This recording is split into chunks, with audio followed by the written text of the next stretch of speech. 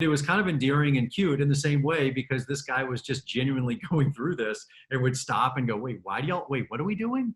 And so there was some fun to it, but there was also some, trials and tribulations and a few hurdles we had to overcome. Matt James, obviously you're filming now. Advantage or disadvantages to him not being on the show before? Fresh blood, but also was he nervous in front of the cameras? How'd that go?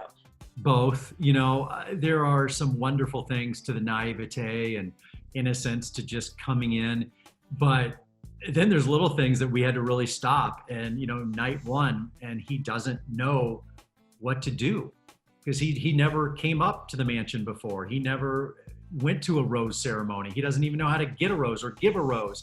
So he doesn't know the vernacular. He doesn't know what I'm going to do.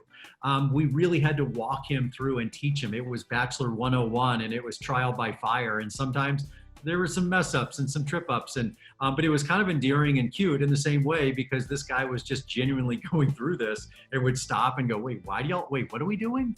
And so there was some fun to it, but there was also some, trials and tribulations and a few hurdles we had to overcome. What was the biggest piece of advice that you gave him on night one? Before night one, even. Get ready for your life to change. In the next 2 minutes when the first limo pulls up, it's never going to be the same. And it really was, nobody, and I mean nobody, has a perspective. They think they do when you're on the show, and even when you make it to the final four or final two, you think you have an idea of what it's like. You have no idea what it's like being in the Bachelor or Bachelorette shoes. It is an extraordinary circumstance and a range of emotions. And I told him, you're going to feel it all. There will be moments where you want to punch me in the face and you're going to be crying and upset. And he's like, whatever, man, it's all good. And lo and behold, he didn't punch me. But, there are just these moments. The show strips you down. It takes you on this emotional ride that most people don't understand until you're a part of it. You said, you can't compare the seasons, but for that first promo where Matt mentions he's never been in love before, I was getting a little bit of Ben Higgins vibes with the unlovable. Am I right there?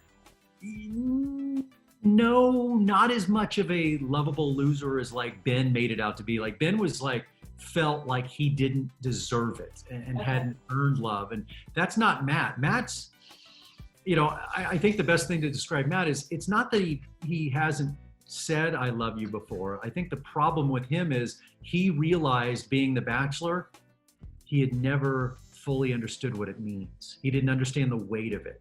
And now I think this has really opened your eyes. And one thing about the Bachelor and Bachelorette, you ask any of them, it changes you. If you don't learn and come out different, he is a different man than when he came to us. And he got really a crash course because he didn't get the few steps of being on the show. He really just ripped the Band-Aid off. And sometimes that hurts a little bit. So I think he had a bit of a rude awakening of the man he is, the way he loves, what love means to him. It really is an amazing journey you're going to take with Matt, not just as the Bachelor, but also as this man who realizes, wow, okay, this is love and this is what it means. And I'm really here to find this.